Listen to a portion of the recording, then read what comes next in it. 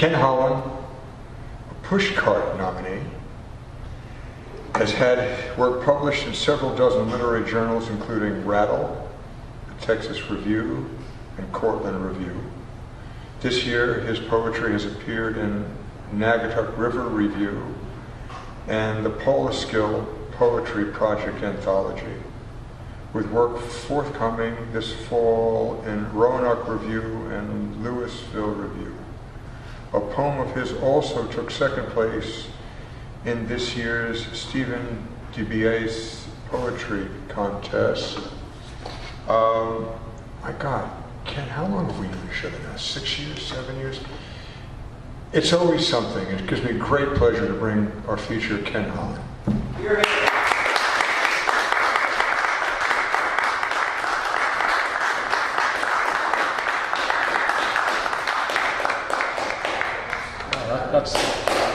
That's the kind of applause when it's over. Thank you for being here and turning out. I've got, all goes to plan, I've got 26 minutes of what I hope will pass for poetry. Mentioning the Roanoke Review, the first two poems are the ones that will be appearing in that journal. And this first one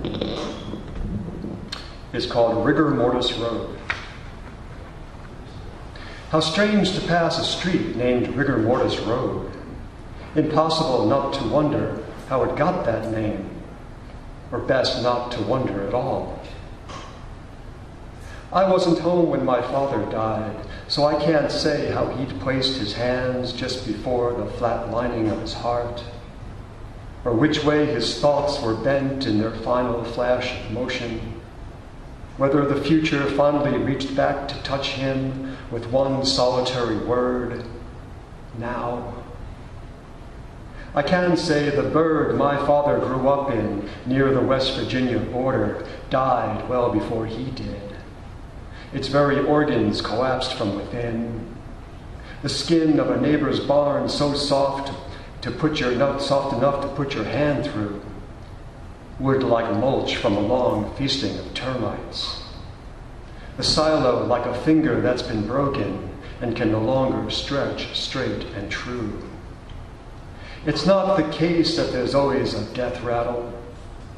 Sometimes there's just silence, and then more silence. But when else can you listen to your own thoughts? The uncanny way absence shapes one's presence. How it shifts, and our eternal desire that it never cease.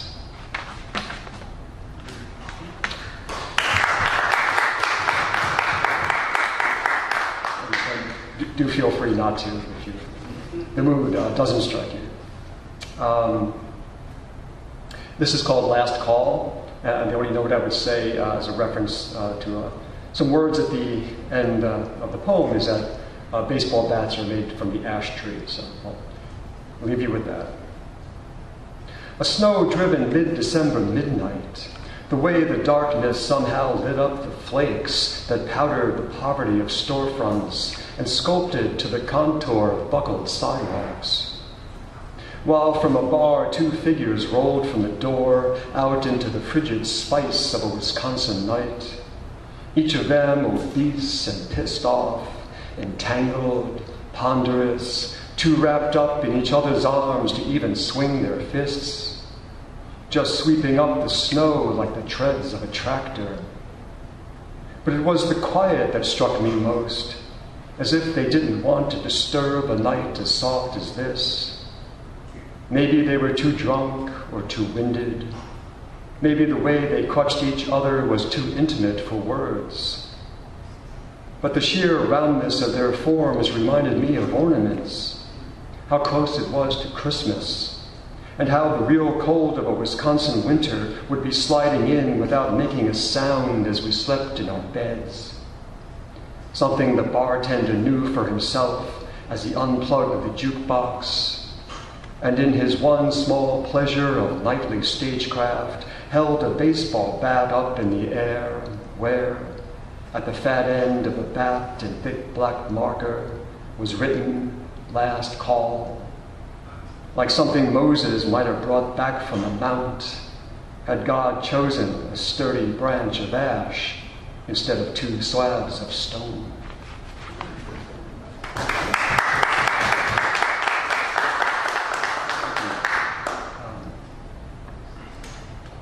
This is called borders, and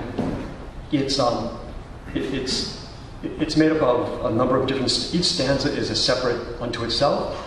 They're all different, but in some ways, if I read it 10 times to you, you might see how each of them has to do with borders of one way or another, physical, in the head, what have you. Borders. This inch of rock bleeds into the next inch of rock, unaware of the cartographer's scalpel. Language spoken here up against the language spoken there, as fluidly defined as fresh water flowing into salted ocean. Fire will take only so many lives before it tires of itself and leaves the rest to time. Inside the universe, the clowns and bears and acrobats. Outside, the circus master. Beauty touches its own face, each day untouched by any other, before losing touch with itself. A rug is laid out across a room, its edges tucked against the walls, the simplicity of an unrounded earth. Billboards, a 2-dimensional voice shouting across 3-dimensional distance, and you fleeing through 4th-dimensional time. No other day but this day, no other thought but this thought, no other stone with this shape. I take your style, I take your body, I take your senses, I take your name, I take your life, I take it. Can't just get the last one. Stay away from irrational numbers. Stay away from psychopaths. They're borderless.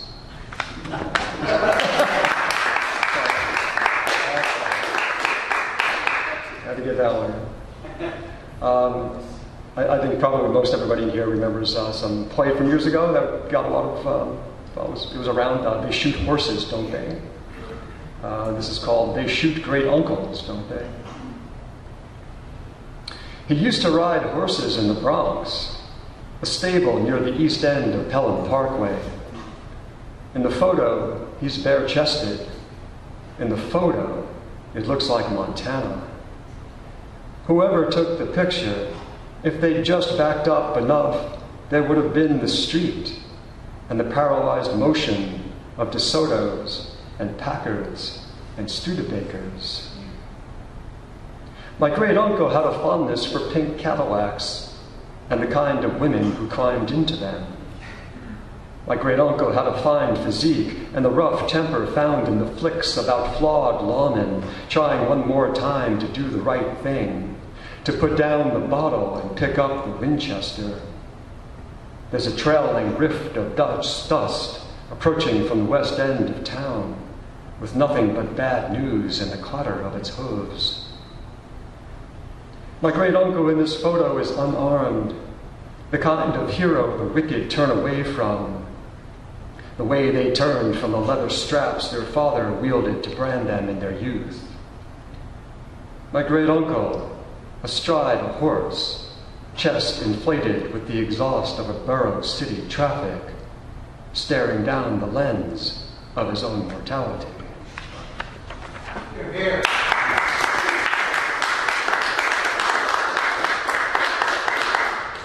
I was going to say that this is a mix of new and then not new. This actually is a new one, I think. It's called The Fool. My neighbor downstairs is coughing up 40 years of nicotine through her lungs. It's 2 a.m. The night is inhaling its own darkness, throws open a window of stars to air out the windless funk of its breath. Sound catches in the distance like metal trapped up against a power line.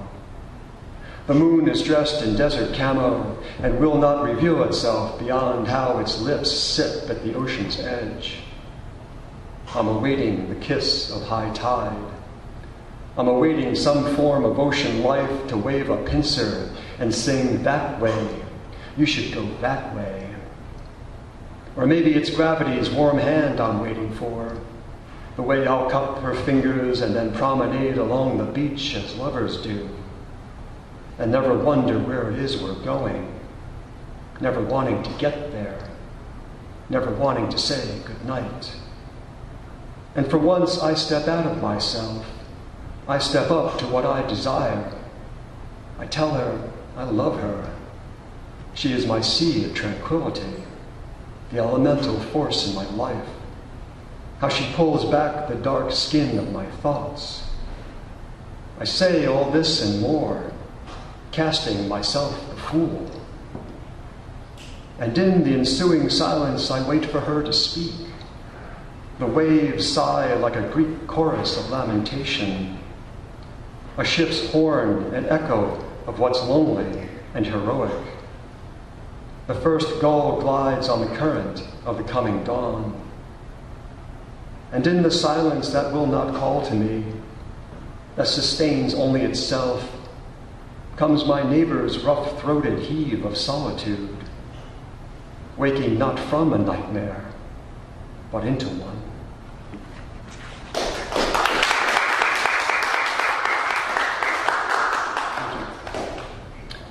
Oh, speaking of starkness and darkness, this is called Laughing Angels. When I woke into the starkness of night, the silence was so absolute as to be visual. I saw music on the cusp of its first note, when it was still so fresh and handsome. I saw my mother's voice as it rose through her body to warn me of some danger yet to be named. I saw language cavorting like stallions before lust made words manic. I saw men leaning towards the brittleness of battle, mouths open in muted fear.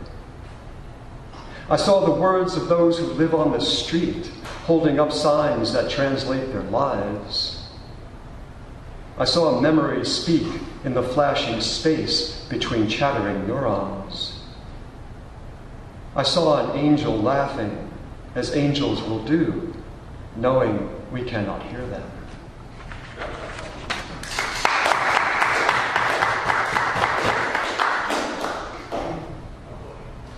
From angels to girls, this is called All the Pretty Girls.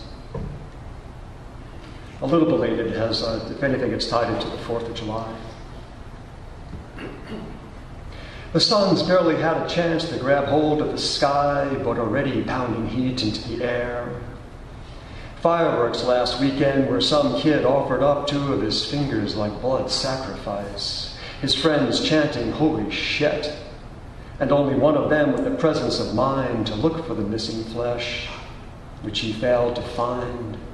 It was just too dark. Maybe it's the sun slowly igniting the dawn that brought this back to me. How, for all the speed of flaming gunpowder, the kid may have witnessed the event unfolding like a first kiss, where time breaks down and lingers, blind to its own intent, until pain snapped on like neon and shock lit the kid's skin in pale yellow fluorescence. It took him 16 years, 4 months, and 12 days to hold that Roman candle the way he did. And just before it all went wrong, there would have been a space of time where he could have counted off 10 seconds on his fingers, and then a space where he could still have counted 9.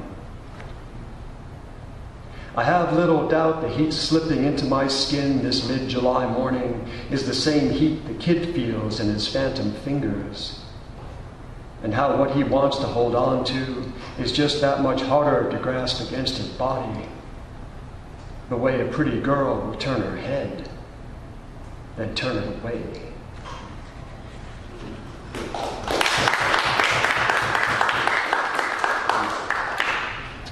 Okay, hurdy-gurdy. Familiar probably again to some of you, the cranking grinder organ and the monkey that goes with it. Yeah. Hurdy-gurdy. This morning, the hurdy-gurdy of solitude came cranking its brash chords of silence. It's all inside your head anyway. The last time you heard your mother's voice, the barber's scissor decapitating the errant hair near the lobe of your ear. They've all got a monkey on their shoulder as they grind their own particular barrel organs, for they've something to tell you. And they know the tiny bones that sit like clockwork, like gears, like homunculi just inside your eardrum, or waiting for the percussion of their voice that will incite 3,000 or 4,000 neurons to start chattering like a rainforest when a predator approaches. Not that your mother meant you any harm. While the blood from the nick in your lobe was quickly stanched, and your barber, good man that he is, didn't charge you for his services, as he patted your cheeks with his private cologne, whose scent made you smile, the gentle slap of his palms on your skin better than any words, better than the stripped-down inhumanity beaming on the news, or the wag of your mother's finger, its very motion calling out the hurly-burly of your failures, but not without love, not without a kiss on your forehead as she cuffs your ear in a well-practiced manner just shy of pain, her lips ensnaring the air, the moment or two before you can again hear what she wants you to hear, the rattle of a coin in a monkey's cup.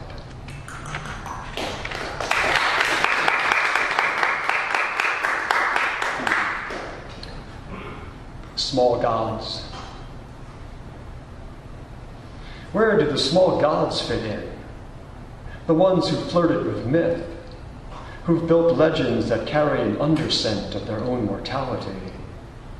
These little gods with their stone tools and sun-starved bodies, who scurry inside the deep warrens of our sleep, who stroke the reptilian stems of our minds and sweetly call out to our fears. Gods we embrace, for we may never embrace a god again, and temptation is its own empyrean. Where do the small gods go when lifted into the shadow of dawn, where once wings held sway?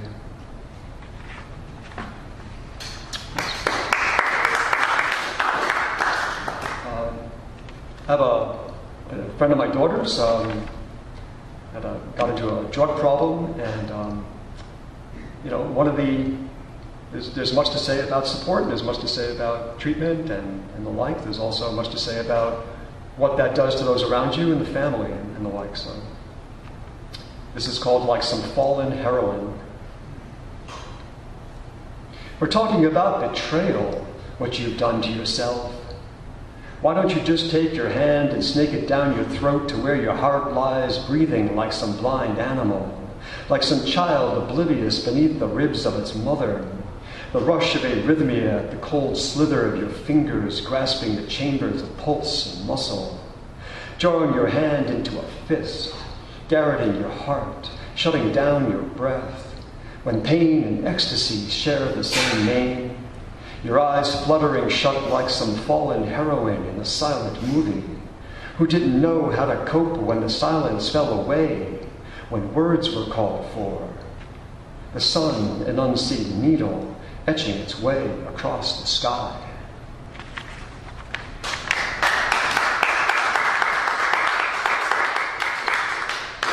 A little bit of a longer one, so hang in there. It's called A Little Bit of Madness. Someone needs to wrap caution tape around your mind, the kind they use for demolition, where construction workers are hard at it pounding down what's dilapidated to get to the foundation. And you'll know when they get there, that's when your mind comes up against the jackhammers, when the concrete of your thoughts meets the dentist and his drill, and not even a whiff of Novocaine. But where else have your visions come from, if not from the cellars of your brainstem? A place like those ramshackle clubs that you climb down broken cement steps to get into, as cramped and crowded as they need to be to present the greatest fire hazard, to ensure the highest death toll. And let's not talk about the smell. The place is bathed in fissures of failure, in what a field might carry the morning after a massacre.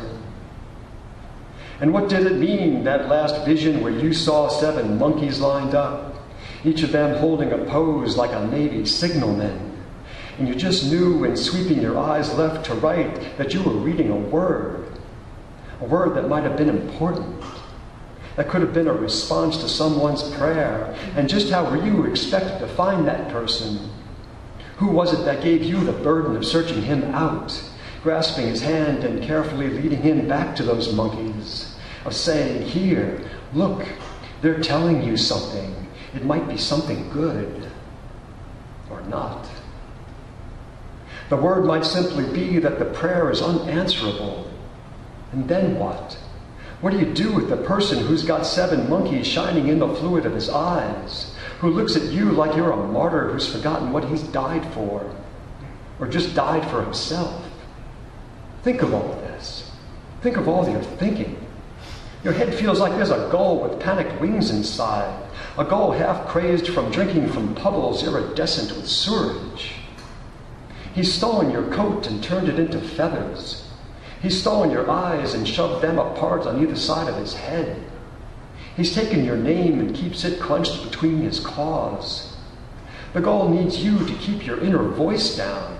He needs to be reassured.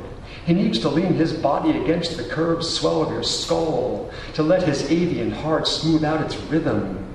Remember what he'd picked off the streets that morning, what he'd swallowed of food cast off like pennies into a pond. To finally let his neck stretch down toward sleep, toward the quiet of forgetting, till the jackhammers kick in.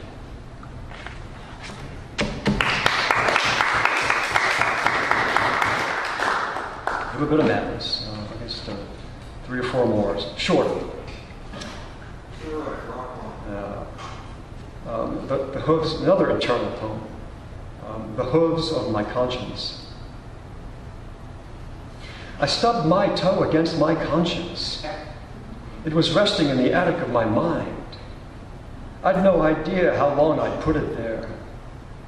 If I hadn't been looking for I don't know what, I might never have uncovered it, uncomplaining inside its unmarked box, spotted with rusty fungus.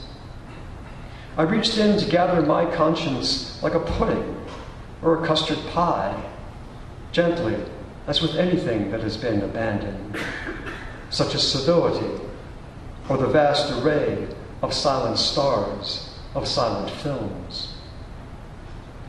Through the attic window, I could see the lower half of Pegasus, its starry hooves and brawny legs, though the winged disturbance of stellar dust lay just beyond my vision. And so we lay, my conscience and I, side by side, eyes turned to the turning constellation, ears pricked for the cantering sound of flight, each of us wondering what the other might be thinking.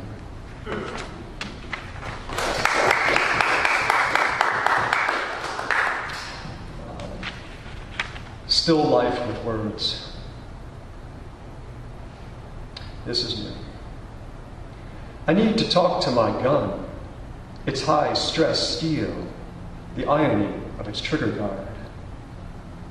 I need to talk to the sommelier who pours himself some of my wine because he has his doubts. I need to talk to the butcher, as he's a man who works with his hands and knows where the bodies are hidden. I need to talk to my father about what he took to the grave instead of a beating heart. I need to talk to my mother, as she's the only memory my ghosted father still listens to. I need to talk to my brother, whose vanished child keeps asking for one more lick of the spoon. I need to talk to the air, which moves through me with barely an embrace of its arms. I need to talk to these words, which walk through life as though they know where they're going.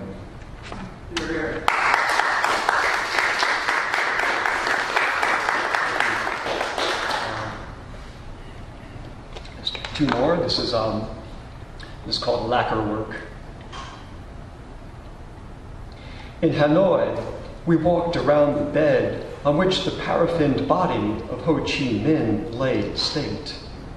His Gothic white face, black peasant's pants, and the 4 Vietnamese soldiers who stood in silence to ensure our own. I'd read that every October, the government sent Ho's body to Russia for reconditioning, a sprucing up, buff out the scratches, and buff on a new layer of wax. When I'd said as much to our Vietnamese guide, it was the first I'd witnessed him bristle. No, he chimed in flattened English.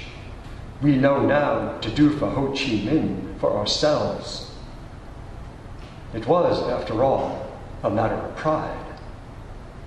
For a man who'd refused all pride, who'd willed he be cremated, whose final resting place, a 4-poster canopied affair, lacquer woodwork, silk sheets, could well be called a second Hanoi Hilton.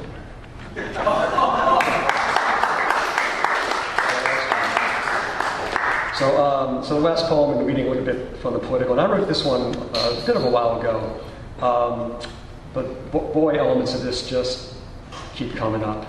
It's called Westward Ho, right? Which of course was the cry of old of like, go west, young man, and yada, yada, yada. But, all right. I can't wait for the West to die. All this busted architecture, all this Gucci leather. It's time for us to take our powder, bucko. Time for the weed whacker, a hammer to the sand castle, trip our way back to the barter system, see what a handgun will get you. A dozen eggs just slightly past their prime. Hard to be the breadbasket of obesity when the Twinkie plant shuts down. I can't wait till we have no stake in the game. Let Asia deal with all the yahoos in Uzbekistan and Waziristan and name a clan. Let Asia clean up the spills, the egrets tuxedoed in oil, the diamond pin of their eye when they flash it open to take in the carnage of prom night. So bring it home. Bring it on home. We'll finally have some peace when we're not the ones to fix the unfixable. What we broke and broke again. Pieces so fine they're already ground back to soil. Just get a shovel and dig in. Dig it deep. The kind of deep where you can't hear anything when you're lying at the bottom. Yeah.